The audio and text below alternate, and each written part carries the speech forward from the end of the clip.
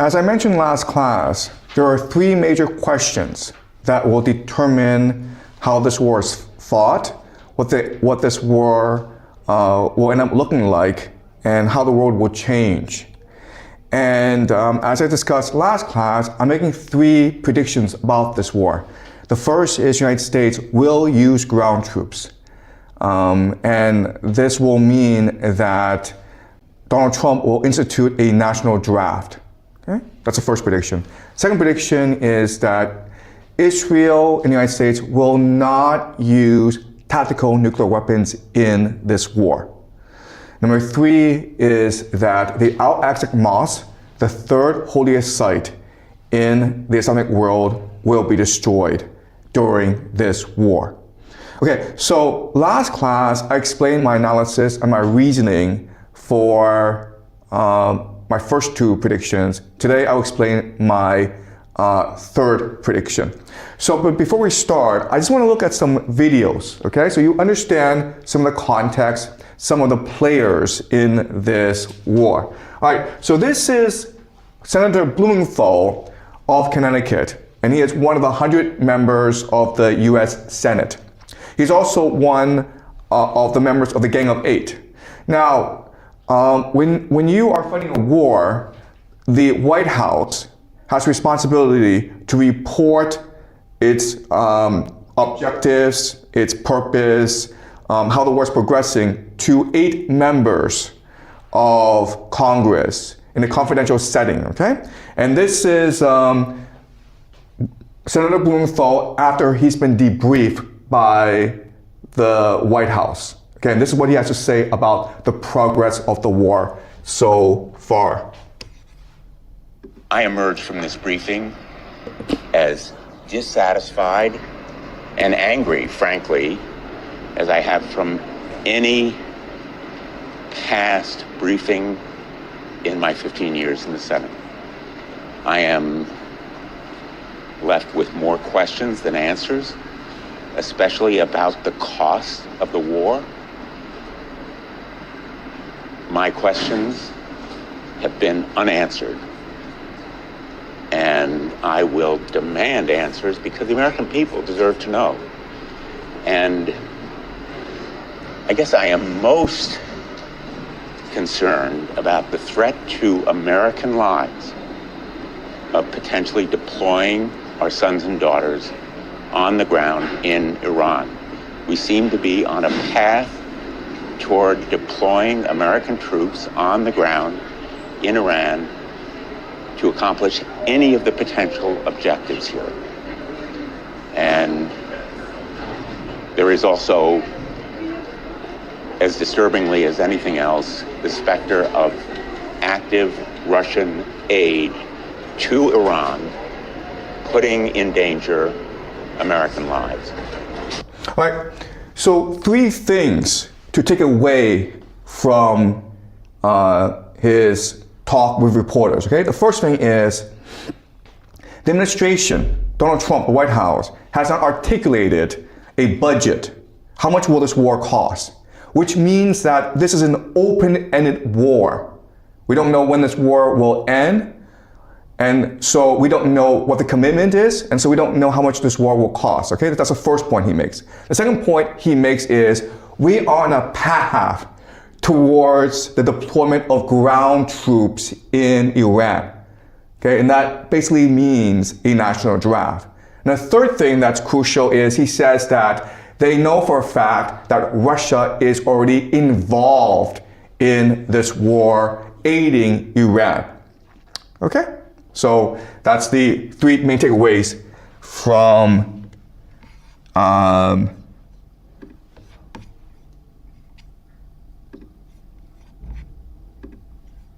okay, so this is the foreign minister of Iran, Agachi, talking to NBC News, all right?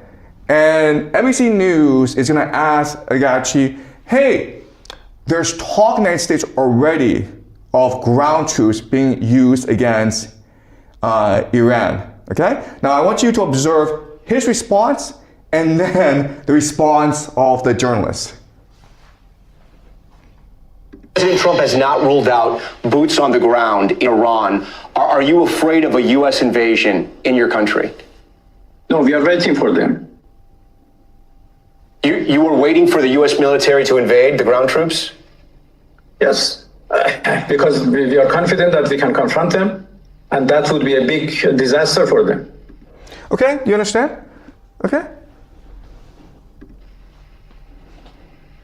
So you're saying that Iran is ready and willing to take on the U.S. military if there were to be ground troops? Well, we were ready for this. Okay, so again, certain things to appreciate. First of all, the foreign minister, Agachi, he is not at all concerned about ground troops. In fact, he basically said, it's a trap for you guys. You come in, we've been preparing for about 20 years for this, we will destroy you. Another thing that you will notice is the journalist is completely surprised by the answer. He's shocked into silence. He has to ask again, wait, are you saying you're ready for ground troops? And so this shows you that within Washington, D.C., okay, within the Trump administration, within the foreign policy elite, within the media elite, they haven't really thought this through out. They really haven't considered the possibility of losing this war. Washington, D.C. right now, it's a bubble, okay? It's an insular bubble where everyone just believes the same things. And that's very problematic if you are to continue fighting this war, okay? All right, let's continue.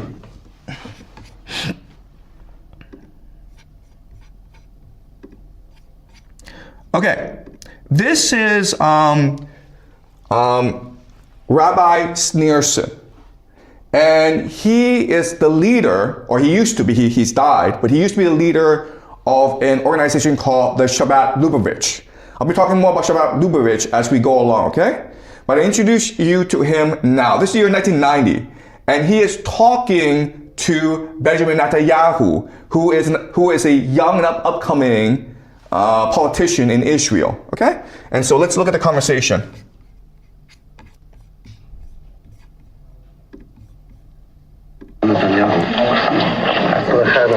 This is Netanyahu,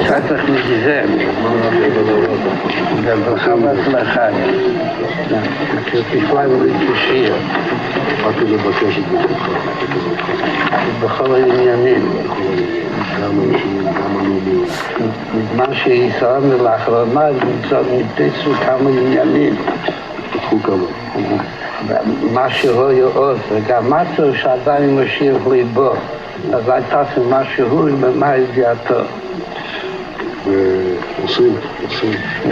הכנראה שהיא מספיק, שהיום כבר כמה שעות מגיעים עדיין ליבו. אבל יש עוד כמה שעות, אבל יש להשתדל גם היום. בצורה טובה.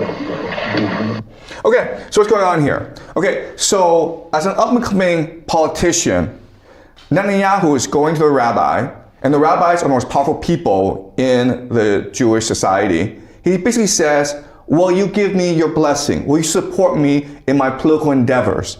And the rabbi says, yes. They also talk about how things are progressing, okay? So another way of saying this is that there's almost like a plan in motion to achieve certain religious objectives. And things are going well. But the Rabbi Schneerson says, but they're not going fast enough because we need the Messiah, the great leader of the Jewish people, to come. And we can set in motion things that will force the coming of the Messiah. So let's speed things up, Netanyahu.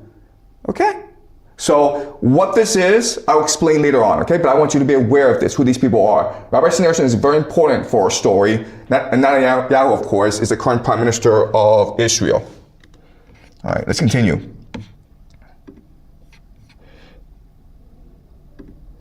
All right. We want to know what you're reading now. What I'm reading? Yeah. It's called The Jews Against Rome. What made you pick it up?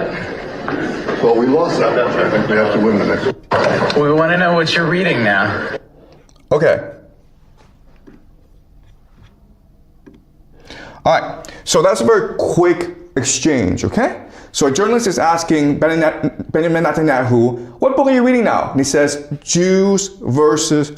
Rome versus the Jews. It's a book by Barry Strauss, a historian. And it goes on about the 3 wars that the Jews fought against the Romans. And it was essentially a Holocaust for the Jews. A lot of Jews either died or were enslaved. The Romans burned down the Second Temple. So there's this historical animosity of the Jews against the Romans. Okay? But what he said is, what Benjamin Netanyahu said is that, I'm reading this book because we lost that war against Rome. But in the next war against Rome, we must not lose. The question then is, who's Rome? It's not Iran, guys. It's probably not Russia. It's probably America, right? The great empire.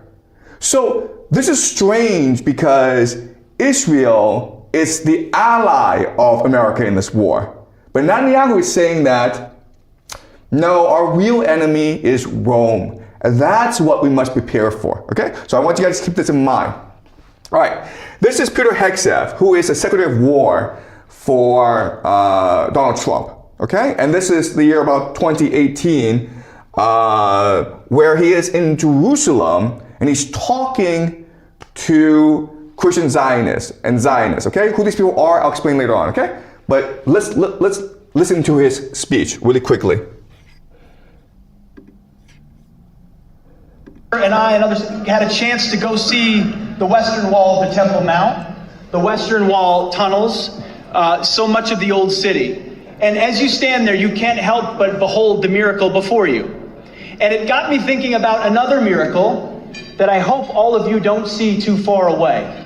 Because 1917 was a miracle, 1948 was a miracle, 1967 was a miracle, 2017, the declaration of Jerusalem as the capital was a miracle, and there's no reason why the miracle of the reestablishment of the temple on the Temple Mount is not possible. Okay, so he is a Christian. He's not a Jew. But what he's saying is that he's come to Jerusalem and he's visited these Jewish holy sites. And he can't help be amazed, be awed by the beauty, the spirituality of the Western Wall. He also goes on to say that there's been a series of miracles, okay? So 1917 was the Balfour Declaration, when basically the British Empire permitted the Jews to found the nation-state of Israel. 1948 was when Israel was founded. 1967 was when when Israel fought a war against its Arab neighbors and won. Okay, and 2017 was when Donald Trump transferred the American embassy from Tel Aviv to Jerusalem, thus recognizing Jerusalem as the capital of Israel. And what he's saying is that, well, if this is a series of steps to achieving a divine plan, then the next miracle should be the rebuilding of Solomon's temple, the third temple, and that means destroying the Al-Aqsa Mosque. Okay? So what's going on here? Okay, again, I'll explain to you later on, but I want you to be aware of who these people are and how they think. All right, let's go one more video. And so if you want to build Solomon's temple, if you want to build the third temple, you need to get rid of the third holiest site in the Islamic world. And how do you do that? Well, there are some options, okay? So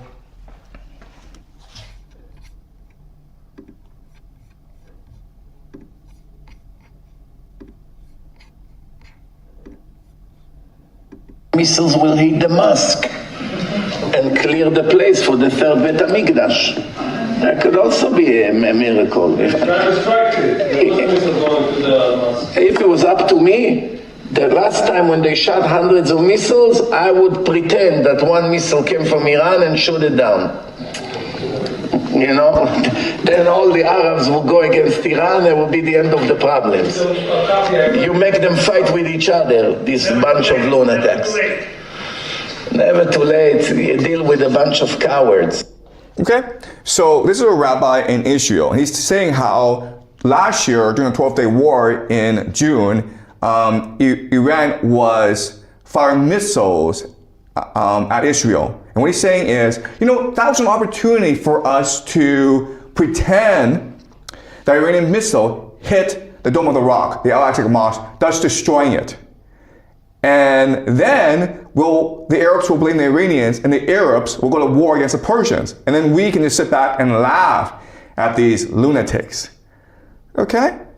So, again, this may be confusing to you as to who these people are, why they are saying these things.